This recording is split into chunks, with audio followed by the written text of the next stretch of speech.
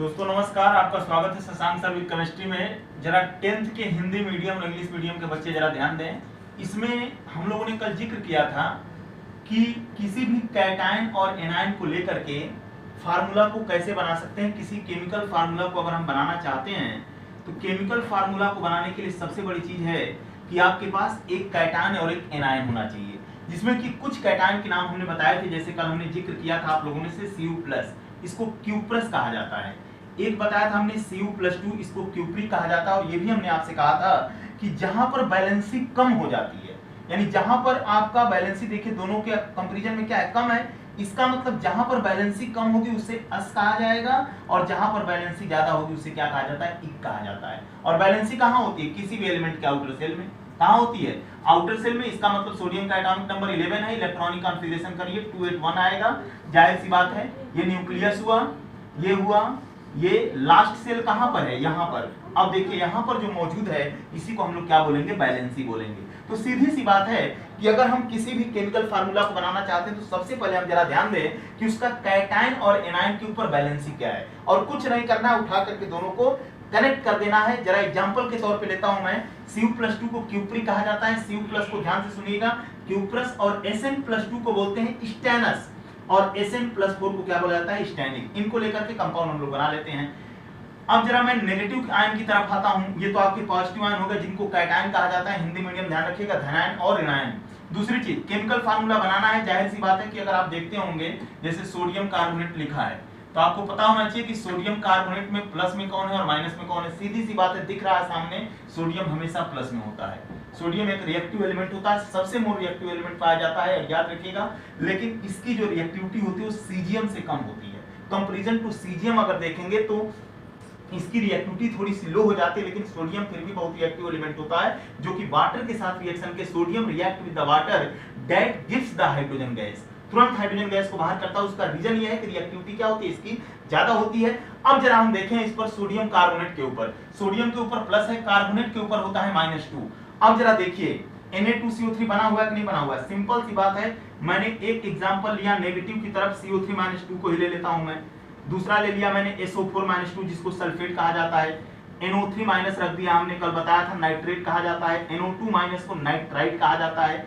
N-3 को nitrite कहा जाता है। और एक बात और ध्यान रखिएगा, सोडियम कभी भी नाइट्रोजन से सीधा संयोग नहीं करता। Sodium can't connect with the nitrogen because reactivity of sodium high and ionic radius of the sodium is the small position। ये भी ध्यान रखिएगा कि सोडियम की जो, क्योंकि यहाँ पर अगर हम देखें सोडियम की थोड़ी जो आयनिक रेडियस होती है वो बड़ी हो जाती है और नाइट्रोजन की छोटी होती है, दोनों मिल करके नाइट्राइट जल्दी नहीं बना सकते। हाँ, सोडियम कार्बोनेट के साथ मिलेगा, सल्फेट के साथ मिलेगा, नाइट्रेट के साथ मिलेगा, नाइट्राइट के साथ भी मिलेगा, लेकिन सीधा नाइट्रोजन के साथ नहीं मिलेगा। नाइट्रोजन के साथ सीधा जो मिलते हैं उसमें आपका आता है मैग्नीशियम, लिथियम, एल्यूमिनियम। इस पॉइंट को जरा ध्यान दीजिएगा, आने वाले वीडियो में पीरियोडिक टेबल में इसका जिक्र किया जाएगा। इसलिए नाइट्रोजन सीधा इन लोगों से साथ मिल सकता है, लेकिन नाइट्रोजन की डायरेक्ट मुलाकात जो है सोडियम के साथ नहीं हो सकती। तो हम कह सकते हैं sodium can't connect with the nitrogen. अब जरा इस पर देखते हैं, मैंने लिया इधर की तरफ ही ले लेते हैं। जैसे हमारे पास Cu के ऊपर +2 है, कार्बोनेट के ऊपर क्या है -2।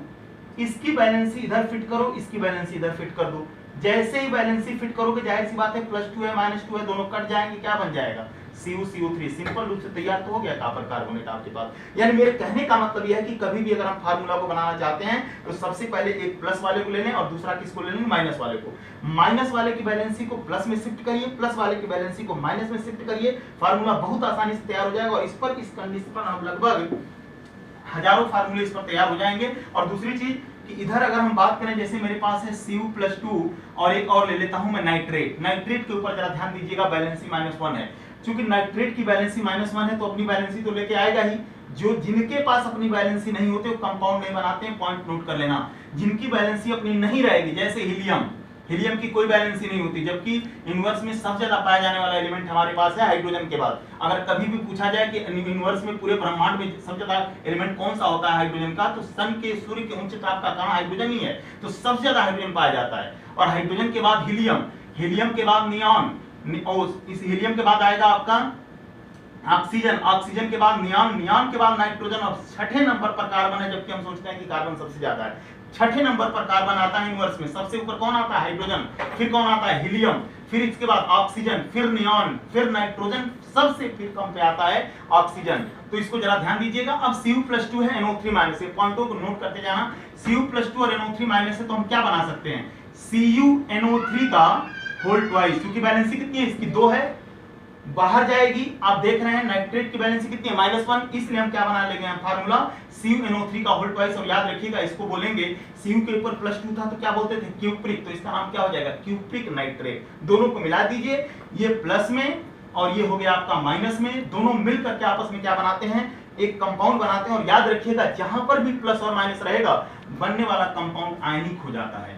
और मैंने ये भी आपसे बताया था कि जो प्लस वाले होते हैं वो आपके बेसिक रेडिकल होते हैं, यानी इनको क्षारीय मूलक कहा जाता है, और जो माइनस वाले होते हैं उनको एसिड रेडिकल कहा जाता है। और एसिड रेडिकल का मतलब क्या होता है, अम्लीय मूलक। तो कभी भी अम्लीय मूलक, और मैं इस बात का इसलिए जिक्र कर रहा हूं क्योंकि it's all is the type of the salt, ये सभी लवण के काम करते हैं, ये सभी सॉल्ट होते हैं। और सॉल्ट को बनाने के लिए एक प्लस और माइनस, और ये भी मैंने आपसे कहा था कि जहां पर H और OH नहीं आता है वो सॉल्ट हमारा नॉर्मल सॉल्ट होता है। तो आप देख रहे होंगे एक प्लस में है दूसरा माइनस में, तो ये नॉर्मल सॉल्ट हो जाएगा। तो कई चीजें एक साथ हमारे हो जाती हैं कि पहले हम फार्मूला बनाएं, पहले प्लस वाले को देखें, फिर माइनस वाले को देखें, फिर उनकी बैलेंसी देखें, बैलेंसी को मिला लें, और एक प्लस वाले की बैलेंसी माइनस में, माइनस की बैलेंसी प्लस में, इसको लेकर के हम कंपाउंड बना सकते हैं। तो कोई भी अगर कंपाउंड बनाना, जैसे कि एक ले लिया हमने Na के ऊपर प्लस है, SO4 के ऊपर -2 है, अब आप देखिए प्लस वाला इधर जाएगा, इधर वाला इधर आएगा, Na2SO4 तैयार तो हो गया सोडियम सल्फेट। तो इस प्रकार से हम फार्मूला बना सकते हैं, फिर इसके आगे जो भी आएगा हम आपसे बात करेंगे। धन्यवाद।